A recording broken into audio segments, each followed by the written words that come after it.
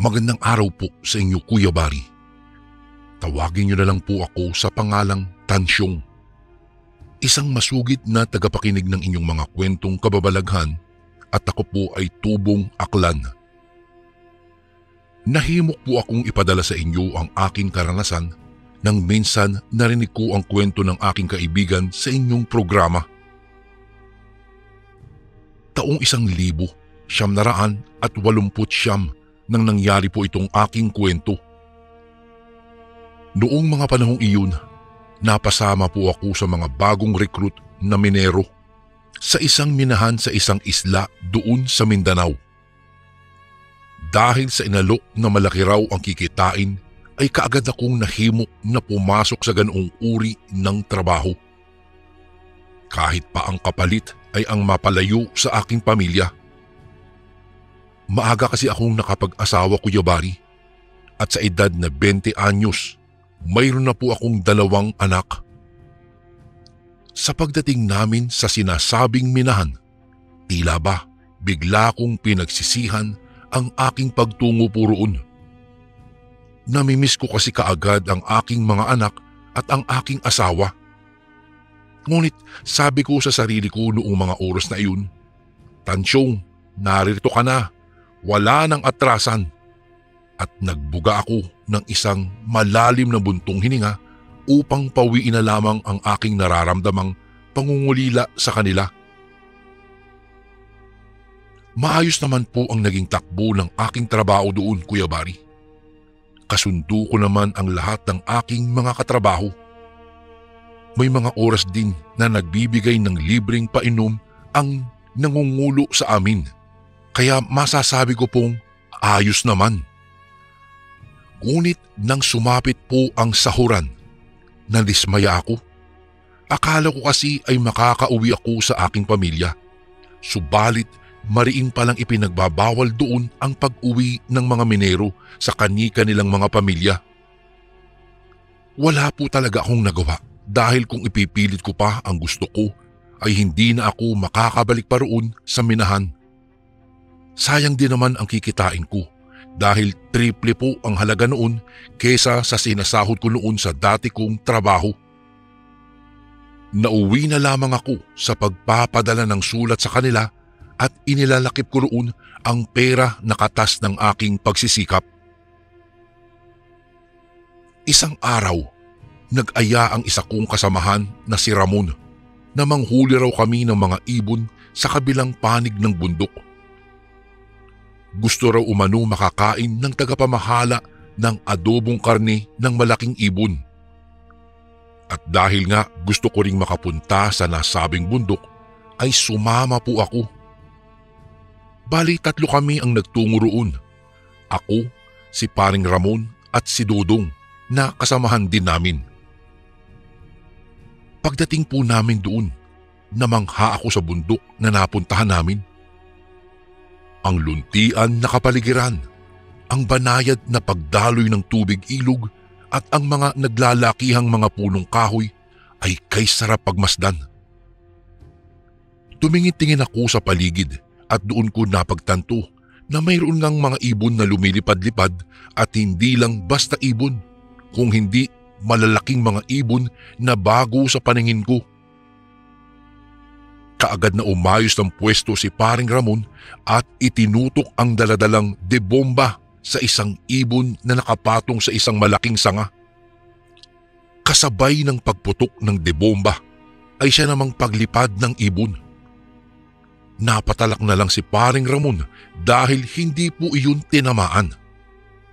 Sa labis na gigil, sinundan namin ang tinugpa ng nasabing ibon at sa bawat pagpapaputok ay lumilipad lang iyon na tila ba pinaglalaruan kami. Dahil sa kagustuhan naming makuha ito, ay hindi namin ito tinantanan. Hindi na namin namalayan na nakapasok na pala kami sa kasukalan ng gubat. Kahit matalas ang sikat ng araw, ay tila madilim sa looban noon, gawa ng natatabunan kami ng mga lilim ng nagtataasang mga punong kahoy. Sanay na rin naman kami sa dilim ng minahan, kaya ayos lang iyon para sa amin. Sa puntong iyon, patuloy pa rin naming sinundan ang malaking ibon. Hingal at pawisan na rin kami kaya nagpahinga muna kami sa ilalim ng puno na malapit lang sa isang batis. Dala po ng uhaw at pagod, uminom na kami sa batis. Ako ang huling nagsalok ng tubig gamit ang aking mga kamay nang may nasipat akong refleksyon mula sa tubig. Mukha ito ng isang nakakakilabot na nilalang ang nasa likuran ko. Sa pagkabigla ko ay mabilis akong lumayo sa tubig at kaagad na tumingala. At nakita ko ang isang batang babae na sa tansya ko po ay 10 taong gulang na may hawak na isang banga. Pasensya na po kung nagulat ko kayo. Anya na nakayuko. Naku Neng, ano bang ginagawa mo rito sa gitna ng gubat? Agaw tanong ni paring Ramon habang si Dudong naman ay nagpalipat-lipat ng tingin sa akin at sa bata. Dito po ako nakatira. Malapit lang po rito sa batis ang munti naming baryo. Matapos na tumugon ng bata ay dali-dali siyang nagsalok ng tubig at naglakad na papalayo sa amin. Medyo naging palaisipan sa amin ang tinuran ng bata. Gawa ng wala naman po kaming nakikitang mga kabahayan o baryo sa bundok na iyon at ang isa pang nakapagtataka ay papaano magkakaroon ng baryo doon gayong nasa gitna iyon ng gubat na tiyak na pinamumugaran ng mga mababangis na hayop. Napansin naman ni paring Ramon ang ibong sinusundan namin at kaagad niya itong pinunteriya. At sa wakas, nasapol niya ito at nalaglag ito sa lupa. Napasigaw pa nga kami sa tuwa dahil sa wakas, nahuli na rin namin ito. At sa puntong iyon, mukhang sinuswerte kami dahil 3 ibon ang nahuli namin. Sa pagsipat ni Dodong sa pambisig niyang relo ay mag-aalas 5 na pala ng hapon. Hindi namin napansin ang oras gawa ng masyado kaming naging abala sa mga ginagawa namin. Noong nagpasya na kaming umuwi na, ay doon na kami nagkaproblema. Hindi na kasi namin matandaan ang daan palabas ng gubat na iyon. Kung saan-saan na kami nagsusuot, ngunit sadyang hindi umaayon sa amin ang direksyon. Hanggang sa nakita naming muli ang batang babae na nakausap namin sa may batis na nangunguha ng prutas na bayabas. Neng, magagabi na hindi ka pa ba uuwi sa inyo? Tanong ni paring Ramon sa kanya nang makalapit kami sa kinaroroonan ng bata. Diyan lang naman po ang bahay namin sa malapit. Tugon nito na nakayuko na naman tulad ng ginawa niya noong unang nakausap namin siya. Napansin kong tila hirap siyang abutin ang mga bunga kaya kinuha ko iyon at iniabot ko sa kanya. Isang malapad naman ang ngiti ang isinukli niya sa akin nang tumingala siya. Saka ko pa lamang nasilayan ang kanyang mukha. Medyo kakaiba ang kanyang mga mata. Bilog na bilog po iyon at malaki na maihahalin tulad mo sa isang hayop na tarsier. Saka ko palang naalala yung nakita kong refleksyon doon sa batis. Subalit bigla namang sumagi sa isip ko na baka dala lang iyon ng gutom dahil hindi naman nakakatakot ang mukha ng bata na nasa harapan ko ng mga sandaling iyon. Sadyang kakaiba lang talaga ang kanyang mga mata, Kuya Bari. Siya nga pala, Ining. Alam mo, kanina pa kami nagpapaikot-ikot dito wala naman kaming nakikitang mga bahay o di kaya'y munting baryo, gaya ng sinabi mo. Saad ni Dudong. Nabaling ang tingin ng bata kay Dudong at itinuro niya ang isang parte ng kakahuyan na mahamog, malapit sa batis. Doon po ang baryo namin, sagot ng bata. Dahil doon, nakatinginan kaming 3 ni na paring Ramon at Dudong. Gawa ng hindi kami kumbinsido talaga sa tinuran ng bata. Kung talagang may baryo roon, ay tiyak na may mga tao rin. Subalit bakit wala namang kaming nakikitang mga tao na gumagala-gala maliban sa batang babae na iyon? Siguro po naliligaw po kayo, no? Halika po kayo at ihahatid ko po kayo sa daan palabas dito. Matapos niyang magsalita ay nagpatiuna na ang bata. Dali-dali namang kaming sumunod dahil malapit ng maggabi. Nang marating namin ang bungad ng bundok ay saka muling nagsalita ang bata. Pakiusap po, huwag na po kayong magbalik dito. Baka magambalan niyo sila. Magtatanong pa sana kami, subalit nakaalis na palayo ang bata. Sadyang mabilis ang ginawa niyang paghakbang, gawa ng kaagad siyang napalayo sa aming tatlo. Nang makabalik kami sa minahan, ay kaagad na kinatay at niluto ng mga kasamahan ko ang mga ibon na aming nahuli. Talagang sarap na sarap pa si Bossing sa putahing inihain para sa kanya na pinagsaluhan naming mga bata-bata niya. Sa kalagitnaan ng aking pagtulog, napabalikwas ako ng bangon. Pakiramdam ko kasi ay may mga pagaspas ng mga pakpak na tila pabalik-balik sa aming tinutulugan. At hindi nga ako nagkakamali dahil dinig na dinig ko ang mga huni ng paniki sa labas na tila ba nagkakagulo. Unang beses ko iyong naranasan sa loob ng ilang buwang pamamalagi ko sa minahan. Dala po ng kuryosidad, lumabas ako sa aming tinutulugan at nagulat na lamang ako sa napakaraming mga paniki. At ang lubos na nagpadama ng kilabot sa akin ay ang isang nilalang na nakalutang sa ere. Putol ang pang-ibabang bahagi ng katawan ng nilalang. Mayroon iyong nakalabas na mga pangil at matutulis na mga ngipin. Ang kulay nito ay kasing itim ng uling.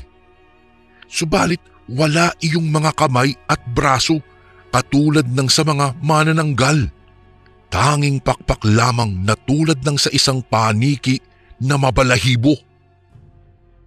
Napaatras ako nang nagtama ang aming mga mata. Ewan ko ba kung bakit bigla ko na lamang naalala ang batang babae na nakita namin sa loob ng gubat ng mga sandaling iyon. Nagpakawala ng kakaibang huni ang nilalang na ito, saka nagtipon ang lahat ng mga paniki, saka lumipad sila papalayo. Bigla ring naglaho sa dilim ang nakakatakot na nilalang. Nang biglang may tumikhim sa likuran ko at nakita ko si Paring Ramon na nakatingin sa papalayong mga paniki at nagpakawala ng kakaibang ngiti. Nang sumunod na gabi, matapos ang nakakapagod na araw sa loob ng minahan, ay isinama ulit ako ni Paring Ramon na maghanap ng mga ibon na masarap daw ipulutan. Nagbigay pa si Bossing ng inuming pampalasing, kaya naman malakas ang loob namin na manghuli ng ibon. Subalit sa pagkakataong iyon ay nagtungo kami sa yungib ng mga paniki.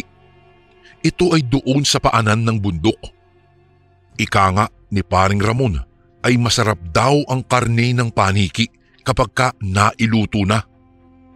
Kailangan lamang daw naming linisan ito ng maayos upang maalis ang anggo o hindi mag-amoy mapanghi. Bit-bit ang tigigisang flashlight na di baterya at baril na di bomba ay tinugpa namin ang nasabing yungib. Sakto namang naglabasan ang mga paniki upang maghanap na siguro ng kanilang makakain. Inasinta at tinira kaagad ni Paring Ramon ang malalaking mga paniki kaya nagkagulo pa ang iba. May nasapul namang tatlo si Paring Ramon kaya dali-dali kong inilagay ang mga iyon sa daladala kong sako. Sakto naman sa laki ang mga nahuli namin. Maihahalin tulad mo ito sa katawan ng manok na tandang ang mga katawan ng nahuli naming mga paniki. Dulot ng labis na galak ay nais pa naming dagdagan ang mga nahuli namin. Kaya binulabog pa namin ng gusto ang yungib upang magsilabasan pa ang mga paniki na malalaki. At tama nga, nadagdagan nga ang mga nakuha namin. Ako ang tagabitbit ng sako at sa puntong iyon, ramdam ko na may kabigatan na nga ang pasan-pasan kong sako na may lamang mga paniki. Kaya napagpasya na namin na bumalik na sa minahan. Noong nasa kalagitnaan na kami ng aming paglalakad habang tinatahak ang daan pauwi, sa tulong ng liwanag ng buwan at sa tanglaw na daladala naming mga flashlight, nang namataan namin ang isang nakalutang na nilalang. Putol ang pang-ibabang parte ng katawan nun at nakakatakot ang kanyang anyo. May pahabang tainga at nakalabas ang matutulis na mga ngipin habang ikinakampay ang malapaniki nitong mga pakpak. Nanlilisik din ang mga mapupula at malalaking mga mata nito. Ang kulay uling na balat nito ay kumikintab sa sinag ng buwan na tumatama rito at kaagad na sinunggaban niya kami nang itutok sa kanya ni Paring Ramon ang daladalang debomba. "Pare, abat! May abat!" tarantang sigaw ni Paring Ramon. Sa takot ay napaatras kami ni Paring Ramon at sa hindi sinasadyang nabitawan ko ang pasan kong sako. Kaya naman ay kumalat palabas ang mga paniki na nasa loob ng sako. Isinawalang bahala na namin ang sako dahil kumaripas na kaagad kami ng takbo. Hingal na kami sa kakatakbo sa hindi malinaw na direksyon hanggang sa napadpad kami sa batis na nasa loob ng gubat. Bigla na ring nawala ang nilalang nang makarating kami roon. Ngunit nang iginala ko ang aking paningin ay may nasipat akong mga kubo na malapit lang sa batis. Naalala kong doon sa parting iyon itinuro ng batang babae ng kanilang munting baryo. Napatanong na lamang ako sa aking sarili kung bakit noong nagtungo kami sa lugar na iyon dati ay wala namang mga kubo ang naroroon. Tanging mahamog lamang na parte ng gubat. Dinamba na naman ng kaba ang dibdib ko sa puntong iyon dahil batid kong hindi ordinaryo ang nakatagong baryo na iyon. Hanggang sa nasipat ko ang isang hubad na babaeng nakatalikod na nagpapahid ng likido sa kanyang katawan. Doon sa labas ng isang kubo sa loob ng nakatagong baryo. Unti-unti niyang iniunat ang kanyang bewang at saka dahan-dahang gumiling-giling. Akala ko po ay nag-eehersisyo lamang ito, ngunit laking gulat ko nang idipan niya ang kanyang mga braso na bigla na lang tinubuan ng mga makakapal na balahibo, saka naging mga pakpak ang kanyang mga kamay na tulad ng sa isang malaking paniki.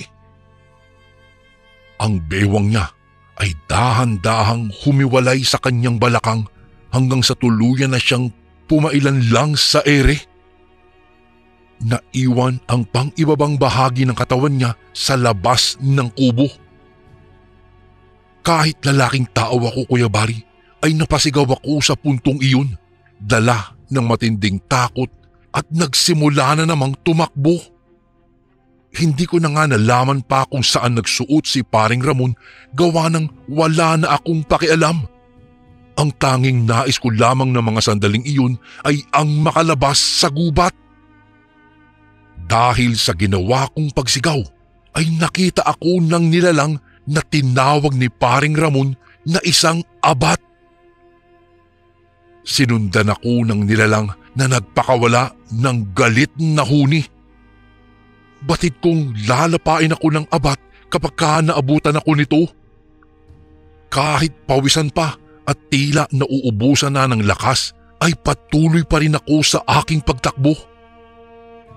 Minsan din ay lumilingon ako upang tanawin kung nakasunod pa ba sa akin ang abat.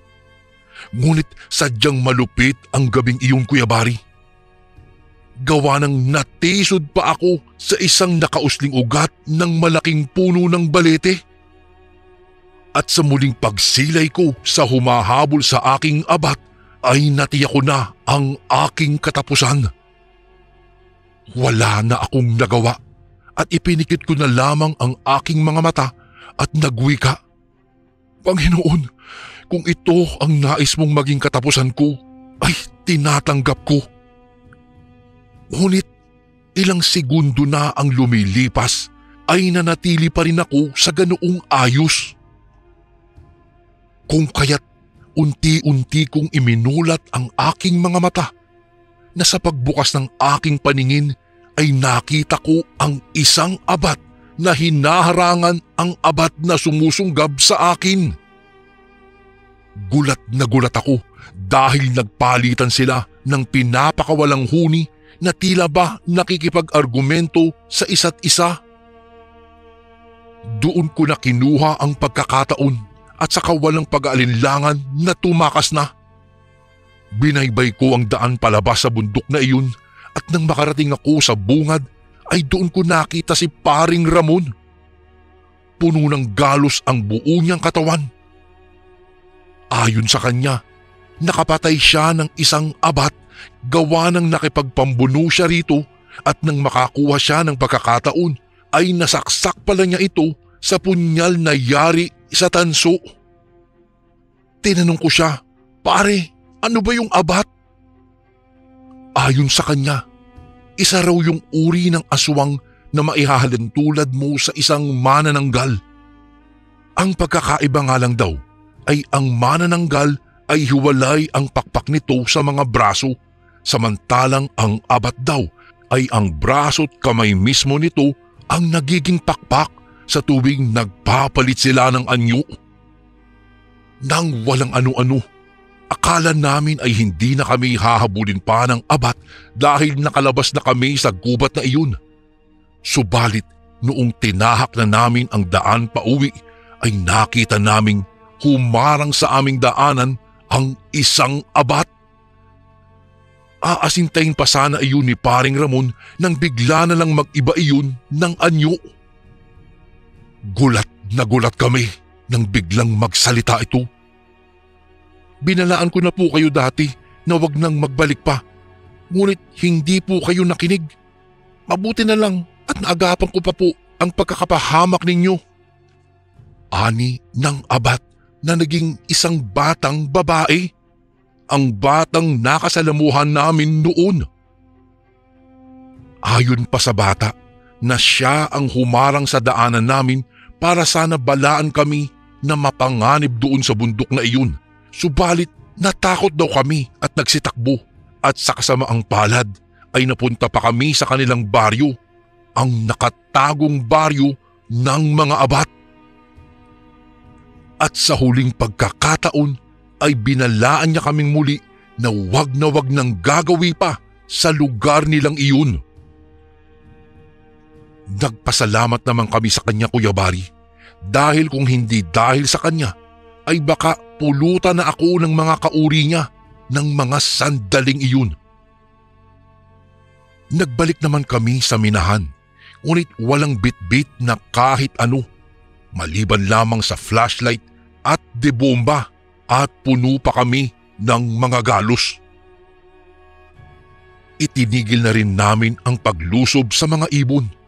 Baka kasi makaengkwentro na naman kami ng mga nilalang na aswang. At baka sa susunod ay hindi na kami makauwing buhay. Kuya Bari, sa pagdaan ng panahon, itinigil ko na rin ang pagiging minero. Umuwi na lamang ako sa aking pamilya at naghanap ng ibang trabaho. Mas mahalaga pa rin sa akin ang makasama sila kahit hindi na malaki ang aking kinikita. Iyon naman talaga ang importante, ang makasama at maalagaan ang pamilya sa tuwing natatapos ang isang araw na pakikibaka. Kuya Bari, dito ko na po tatapusin ang aking kwentong ibabahagi ko po sa inyo. Hindi ko po ikakaila na dati ay may nakilala akong mabuting abat doon sa lugar ng nakatagong baryo. Hanggang dito na lang po at salamat po ng marami Kuya Bari kung sakaling mabasa niyo rin po ito sa mga darating na araw. God bless po and ingat po lagi. Lubos na gumagalang, Tansyong.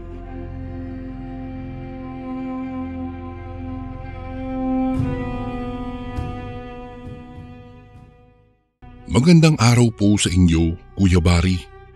Nais ko lamang pong ibahagi sa inyo ang kwentong ito.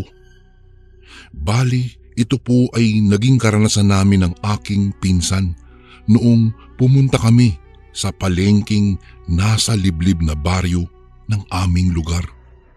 Siya nga po pala, itago niyo na lang po ako sa pangalang Nick at ang aking pinsan naman ay tawagin na lang natin sa pangalang Dino. Insan, pwede bang hiramin mo muna yung motorsiklo ni Tiyo Paeng para naman makapunta tayo dun sa kabilang baryo?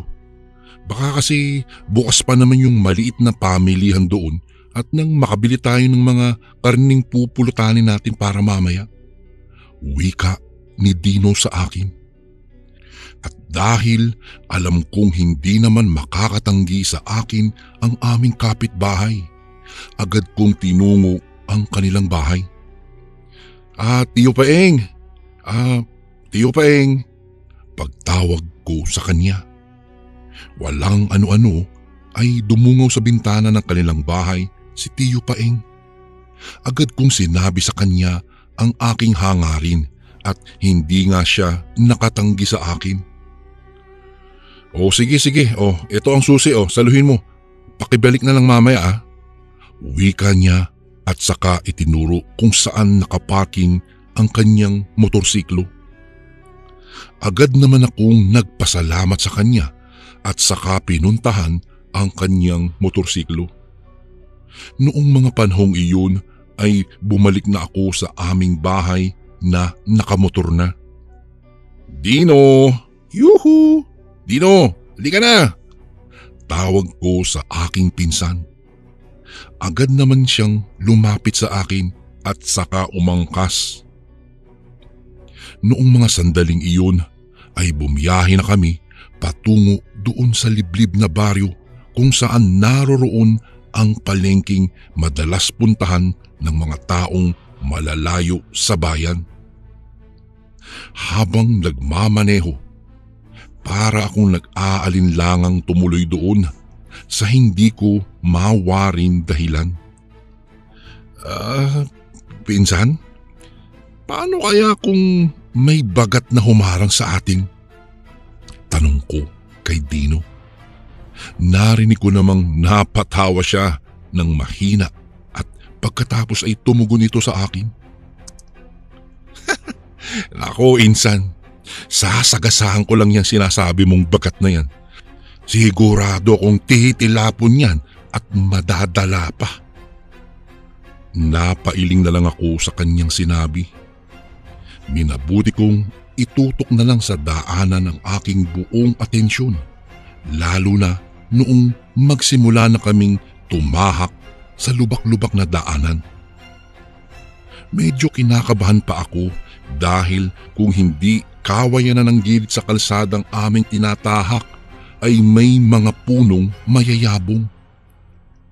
Kahit na may liwanag pa ang araw ay tila walang silbi iyon dahil sa lilim ng mga puno. Makaraan ang humigit kumulang 1 oras at kalahati ay nakarating na kami doon sa liblib na baryong iyon. Inabot kami ng dilim. Maghahapon na rin kasi kami nung umalis kami ng aking pinsan. Nung makarating kami doon ay medyo nalimutan namin kung nasaan ang palengke. Dahil hindi namin gamay ang lugar na iyon ay hindi namin alam kung saan banda ang palengke.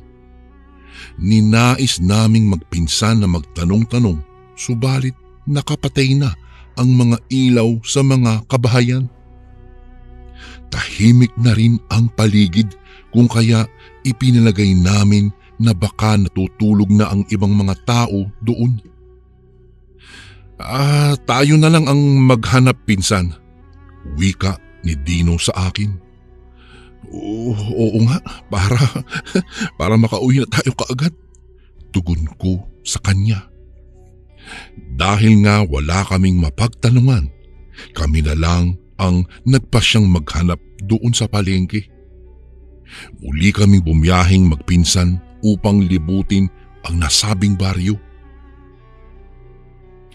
Nakailang minuto na kaming umaaligid sa baryong iyon nang may maulinigan kaming parang hiyawan sa hindi kalayuan.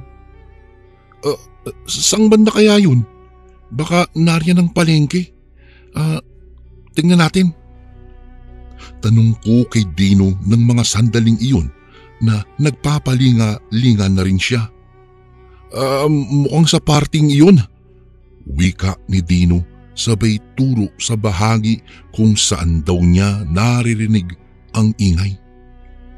Binaybay namin ang makitid na daan patungo sa parang mataas na bahagi. Naisip naming baka sa maburol na bahagi naroroon ang palengke. Noong parang papaakyat na ang daanan, ay tila ang motor ay parang tumitirik. Tila ito ay pumupugak-pugak at hindi kaya ang paakyat. Kaya nagpasya kaming magpinsan na iwan na lang doon ang motorsiklo ni Tio Paeng. Iwanan natin muna dito, hindi naman siguro ito mawawala rito. Tsaka mukhang banda roon, no? Tingnan mo. Wika ni Dino at nauna na siyang maglakad.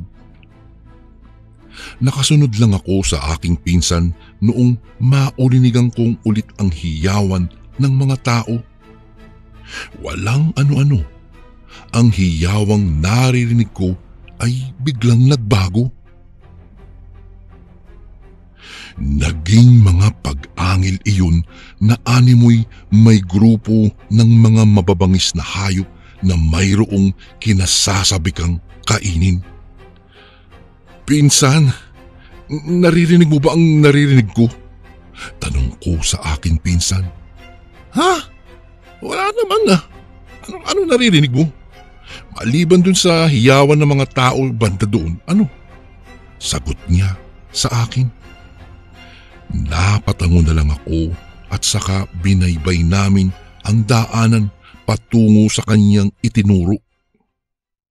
Noong nasa kalagitnaan na kami ng aming paglalakad, noong may narinig kaming mahinang paghuni ng tiktik. At dahil doon ay napatigil kaming magpinsan. Naririnig mo yun? Tanong ni Dino sa akin. Oo, baka sinusundan tayo ng tiktik, pinsan. Wika ko sa kanya. Pareho kami nagpalinga-linga ni Dino. Nagmatsyag kami sa aming paligid subalit bigla namang nawala ang paghuning iyon. Sa kadahilanang iyon ay nagpasya na lang kaming magpatuloy sa aming paglalakad. Sa isip ko lang total nando na kami. Bakit aatras pa kami? Habang papalapit na kami nang papalapit doon sa pinagmumula ng ingay ay mas lalo akong nakaramdam ng kaba. Pagkaraan lang ng ilang minutong paglalakad ay narating namin ni Dino at nakita namin kung saan nagmumula ang ingay. Iyan na ba yung palengke? Tanong ko sa aking pinsan. Napatitig naman siya sa akin at napakunot noo pagkatapos ay nagwika. Hindi ko alam, pinsan. Halika, tanungin natin sila. Sagot ni Dino sa akin. Magsisimula na sana siyang maglakad, ngunit mabilis ko siyang pinigilan. Pinsan, sandali lang. Wika ko sa kanya. Bago ko po ipagpatuloy ang kwentong ito ay may request sana ako sa iyo, kasundo. Isang pindot lang ito, kasundo, sa subscribe button namin. Malaking tulong po ito sa amin, kasundo. upang mapagpatuloy pa namin ang mas marami pang magagandang kwento. Salamat sa pag-subscribe mo, bagong kasundo.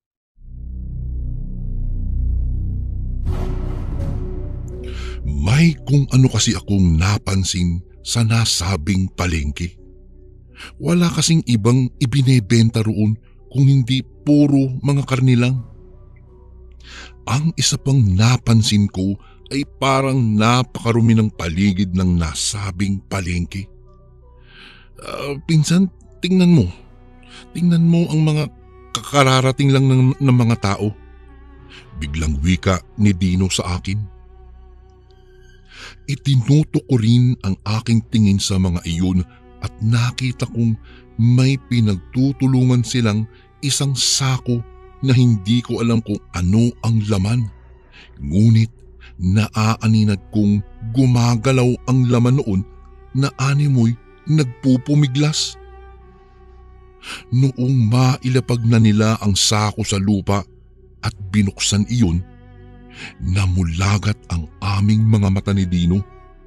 Hindi kasi baboy o kambing ang laman ng nasabing sako, kung hindi isang batang lalaki na may mga sugat at duguan na marahil ay gawa ng pagkalmot. Magtago tayo.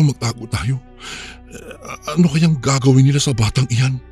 Tanong ko kay Dino. Naku, insan, hindi ko alam. Hindi kaya palengke ng mga aswang itong ating napuntahan? Hindi ito yung tinutukoy ko. Tugon sa akin ng aking pinsan. Nagkatinginan kaming magpinsan at pareho rin kaming kinilabutan noong mga sandaling iyon. Aalis na tayo rito.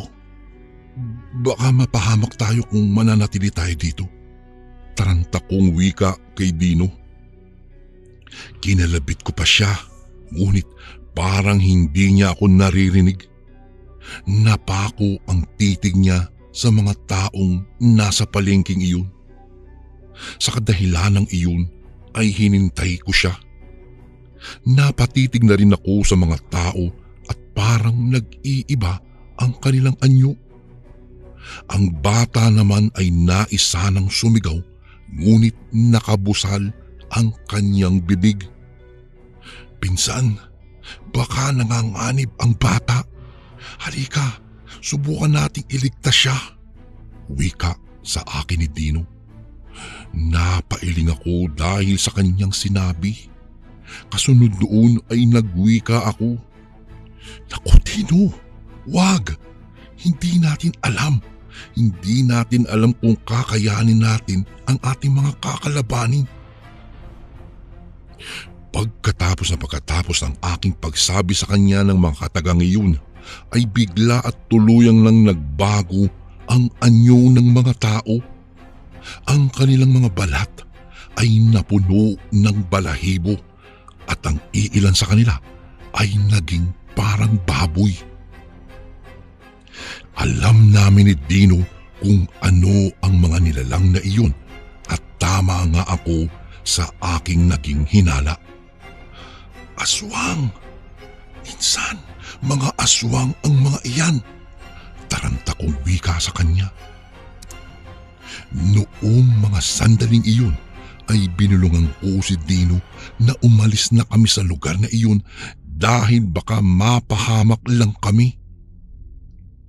Napatango naman siya sa akin at nagsimula na nga kaming maglakad ng mabilis pabalik sa aming sasakyang motorsiklo. Noong nasa kalagitnaan na kami ng aming paglalakad, noong may narinig akong parang mga yabag ng paa. Dahil sa kadahilanang iyon ay lalo akong nataranta. Kung kaya sinabihan ko ang aking pinsan na bilisan namin ang aming paglalakad. Walang ano-ano ay may narinig kaming paghuni ng tiktik. Hindi lang iyon iisang huni kung hindi napakarami. Dahil doon, nagpasya na kaming tumakbo ni Dino. Kahit na nagkakandara pa kaming dalawa, ay hindi namin itinigil ang aming pagtakbo. Pinsan, patuloy pa rin tayong hinahabol ng mga aswang, sigaw sa akin ni Dino. Noong mga sandaling iyon kasi ay may naririnig na kaming mabibilis na yabag ng mga paa at may mga pagaspas pa ng mga pakpak na nasa ibabaw na namin. Konting bilis pa, pinsan. Malapit na tayo. Doon, ayan, doon sa motorsiklo. Sigaw ko sa aking pinsan. Nauuna na kasi akong tumakbo sa kanya. Pagkadating namin doon sa aming motorsiklo ni Tio Paing, agad kaming sumakay roon. Pinaandar ko iyon at saka pinaharurot para makauwi lang kami kaagad. Habang tumatakbo noon ang motorsiklo ay may mga nakasunod sa aming mga nilalang na di namin mawari kung ano iyon. Mayroon ding tumatakbong humahabol sa amin na parang mga aso. Nagbabaga ang kanilang mga mata at patuloy sila sa kanilang pag-angil. Pinsan, baka maabutan nila tayo. Parang mabilis sila. Pabilis sila ng pabilis. Habang tayo naman ay pabagal ng pabagal. Subalit, kahit na ganoon ay hindi kami tumigil. Noong malapit na kami sa parting may liwanag, ay parang nawala na lang ang asong humahabol sa amin. Ngunit ang mga ibon sa himpapawid ay nanatiling nasa aming ibabaw. Nagpatuloy ang aming mabilis na pagbiyahe pauwi. Pagdating namin sa bahay ni Tio Paing ay nakita niyang namumutla kami. Dahil doon ay tinanong niya kami kung ayos lang ba kami. Tio Paing, inahabol kami ng mga aswang. Hindi namin akalaing ang aming pupuntahan palang palengke ay palengke pala ng mga aswang. Wika ko sa kanya. Napailing na lang sa amin si Tio Paing at sinabi niya sa aming hindi na daw sana kami pumunta pa doon sa liblib na baryong iyon dahil madilim na at hindi namin kakilala ang aming posibleng makakasalamuha. Kung alam lang daw niya na doon kami patungo ay hindi na raw niya ipinahiram ang kanyang motorsiklo. Dahil doon, kung may plano man kaming bilhin ay dumidiretso na kami doon sa pamilihan sa bayan upang makasiguro kami kaysa naman doon kami mapadpad sa palengke ng mga aswang. Hanggang dito na lang po ang aking kwento, Kuya Bari. Maraming salamat po. Gumagalang, Nick.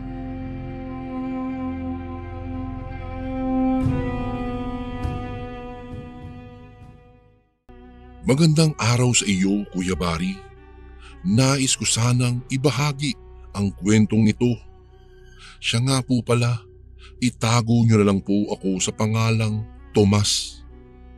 Ang kwentong ito ay nangyari sa aking kaibigan na itago na lang natin sa pangalang Pako. Nangyari ang karanasan niyang ito noong minsang pumunta siya sa kanyang kaibigan sa probinsya ng Capiz. Paring Pako, pista sa baryo namin sa susunod na Sabado. Sama ka ha? Wika ni Alvaro na kaibigan ni Pako. Sige pre, basta may inuman doon ha. Wika naman ni Pako. Napa-oo naman si Alvaro sa aking kaibigan at dahil doon ay natuwa naman si Pako. Noong mga panahong iyon ay sabik na sabik si Pako. Alam naman niya kasing walang masamang mangyayari sa kanya, lalo pa at may tangan siyang medalyon ng San Benitong ipinagkaloob sa kanya ng kanyang yumaong lolo. Malaki talaga ang utang na loob ko sa iyo. Ikaw lang ang pinagkakatiwalaan ko at kasangga, wika ni Paco habang tinitingnan ang kanyang medalyon. Hinalikan niya iyon saka pinakiramdaman ang init noon. Gabayan mo lang ako palagi. Dumating ang araw ng Sabado at sinundo na nga ni Alvaro ang aking kaibigan sa kanilang bahay. Sakto namang nakapaghanda na si Paco kung kaya sumama na siya sa kanyang kaibigan. Habang sila ay bumabiyahe, hindi maiwasan ni Paco ang isipin baka may aswang sa baryo ni na Alvaro. At dahil doon ay napatanong siya rito para maklaro ang lahat. Alvaro, pare wala bang aswang sa inyong lugar? Tanong ng kaibigan ko. Napatitig ng matagal ang lalaki sa kanya at pagkatapos ay napatawa. Ano ka ba naman, Paco? Sa tanda mong iyan naniniwala ka pa rin ba sa aswang? Hindi na nakasagot si Paco dahil sa winika ni Alvaro. Minabuti niyang tumingin na lang sa paligid at namangha siya sa kanyang mga nakikita. Makaraan ang ilang oras, nakarating sila sa probinsya ni Alvaro. Hindi pa rin nawawala ang pagkamangha ni Paco roon dahil sadyang napakaganda talaga ng lugar. Agad silang naghanap ng masasakyan patungo sa baryo ni na Alvaro. Noong nasa sakaya na sila ay naramdaman daw ni Paco na nag-iinit daw ang kanyang medalyon. Parang nakakapaso daw iyon kung kaya inilabas niya iyon sa kanyang damit. Noong mailabas niya iyon ay bigla na lamang daw may napansin ang kanyang kaibigan. Ang lalaking katabi ni na Alvaro ay parang hindi mapakali. Nag-iinit ang katawan noon at pinagpapawisan. Hanggang sa hindi na kinaya ng lalaking iyon at tuluyan na siyang umalis. Pre, kilala mo ba yung lalaking iyon? Tanong ni Paco kay Alvaro. Napailing naman ang kaibigan niya sa kanya at sinabing hindi niya iyon kilala at inakala niya rin daw na sasakay iyon. Iba kasi ang pakiramdam ko sa lalaking iyon. Napatitig ng matagal si Alvaro kay Paco na animoy inuusig ang aking kaibigan. Noong bumabiyahe na sila patungo sa baryo ni na Alvaro, nakaramdam ng kaba si Paco. Magkakalayo kasi ang mga bahay na kanilang nadadaanan at maraming mga matataas na talahib. Ang mas nagpakaba pa sa kanya noon ay noong makita niya ang paraan ng pagtitig ng mga tao sa kanila. Ayon kasi kay Paco ay parang kakainin daw siya ng mga iyon. Makaraan ang humigit kumulang 1 oras na biyahe ay nakarating na sila sa baryo ni na Alvaro. Agad na makikitang kapistahan nga roon dahil sa mga banderitas na nakasabit sa mga puno. Mangilan-ngilan lang at magkakalayo ang mga bahay, subalit maraming mga tao ang naglalakad sa kalsada na animoy makikipista ang mga iyon. Noong makababa na sina Paco sa sinakyan nila ay pinagtitinginan kaagad sila ng mga tao. Ilang sandali pa ay may lumapit sa kanila na isang matandang babae. Tinitigan ng matagal ng nasabing matanda ang aking kaibigan kung kaya binati na lamang iyon ni Paco. Paco, siya si Lola Diday, kapatid ng aking yumaong lola. Nagmano si Paco sa matanda at ipinakilala rin siya ni Alvaro sa matanda. "Sige Alvaro, ikaw na ang bahala sa kaibigan mo ha," wika ni Lola Diday. Naglakad silang dalawa hanggang sa makarating sila sa isang bahay na gawa sa kahoy. Marami ang mga tao sa loob noon, kung kaya nag-alangan si Paco. "Halika, sumama ka sa akin. Yan ang bahay namin pre," wika ni Alvaro. Kahit na nahihiya man si Paco ay sumama na lang siya sa kanyang kaibigan. Pumasok nga sina Paco sa nasabing bahay. Ipinakilala siya sa pamilya ni na Alvaro at masaya namang siyang binati ng mga taong naroroon. Noong mga panahon ding iyon ay nagpasya silang kumain ng pananghalian. Anang Alvaro kasi, baka may darating pang bisita't baka lalong mahiya si Paco. Pagkatapos daw nilang kumain ay nagpasya si Alvaro na bumili ng maiinom na alak.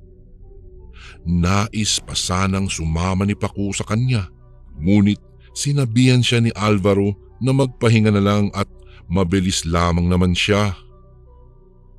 Wala nang nagawa ang aking kaibigan kung hindi ang maiwan sa bahay ni na Alvaro. Noong wala na si Alvaro ay nakaramdam ng kakaiba si Paco. Bago ko po ipagpatuloy ang kwentong ito ay may request sana ako sa iyo kasundo. Isang pindot lang ito kasundo sa subscribe button namin. Malaking tulong po ito sa amin kasundo upang mapagpatuloy pa namin ang mas marami pang magagandang kwento. Salamat sa pag-subscribe mo, bagong kasundo.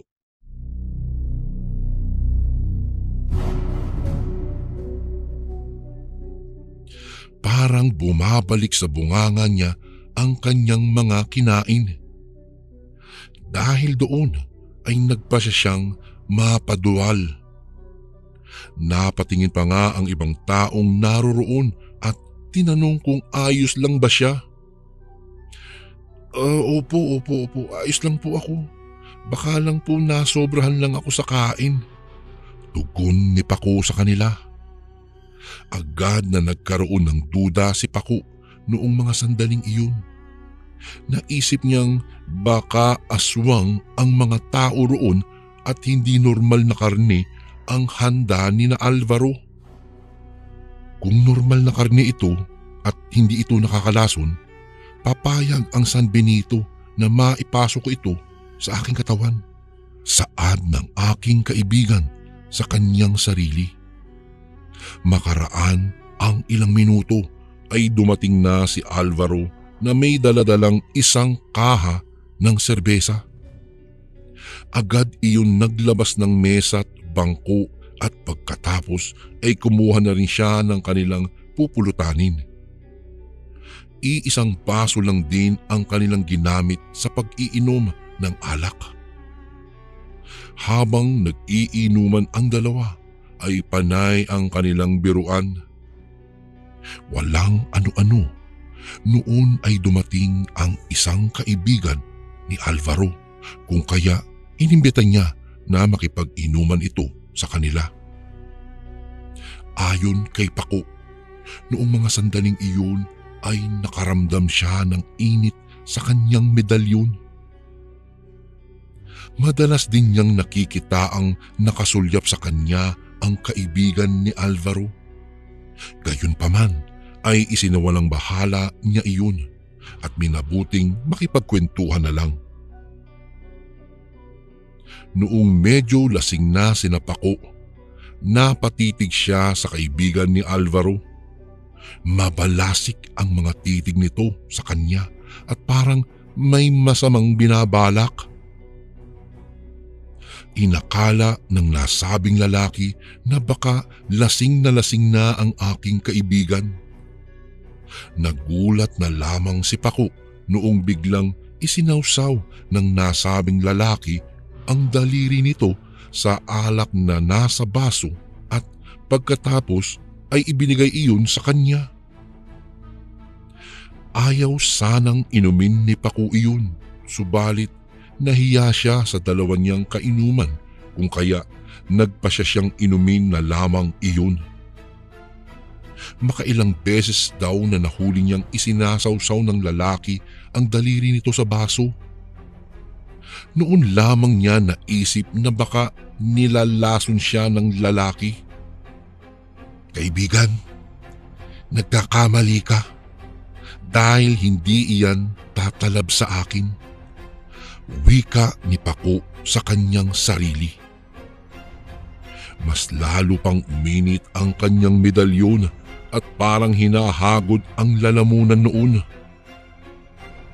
Alam niyang nililinis ng nasabing anting-anting ang lasong ibinigay sa kanya ng lalaki.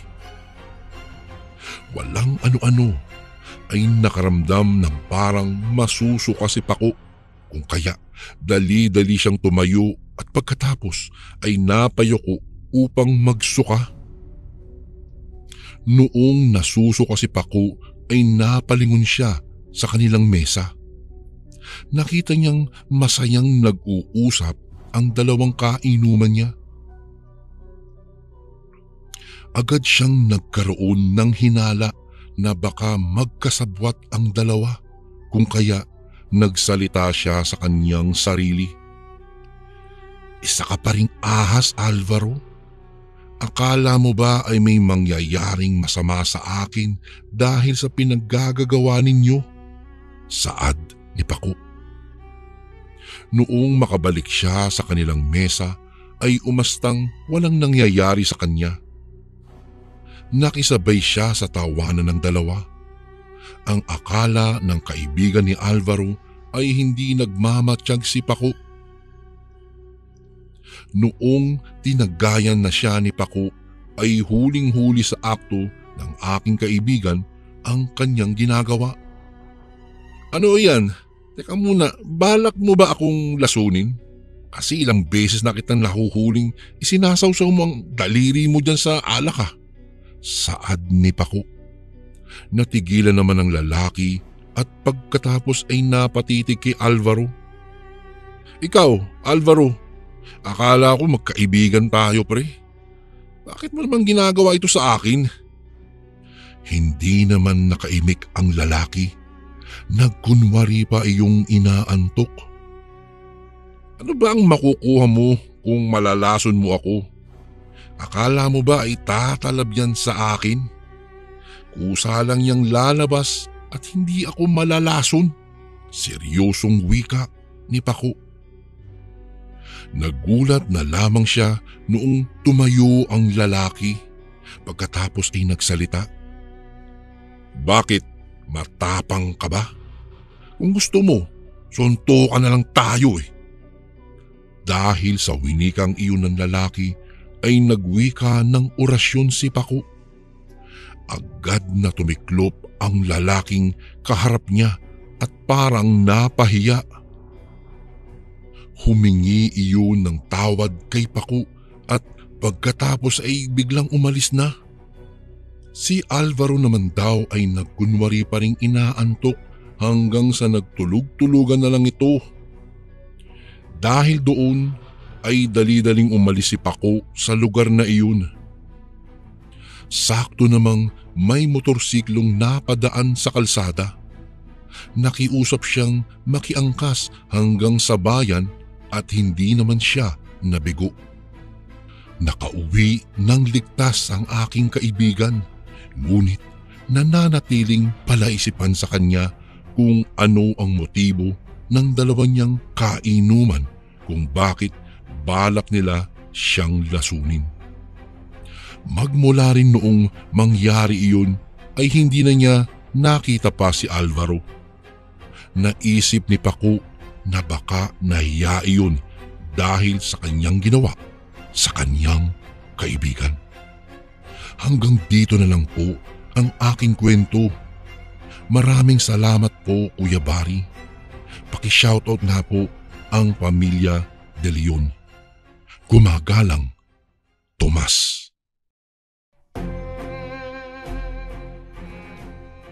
And again, maraming salamat po mga kasundo. Don't forget to subscribe and i-click nyo lang po yung bell na button para updated po kayo sa mga upcoming videos namin na paparating.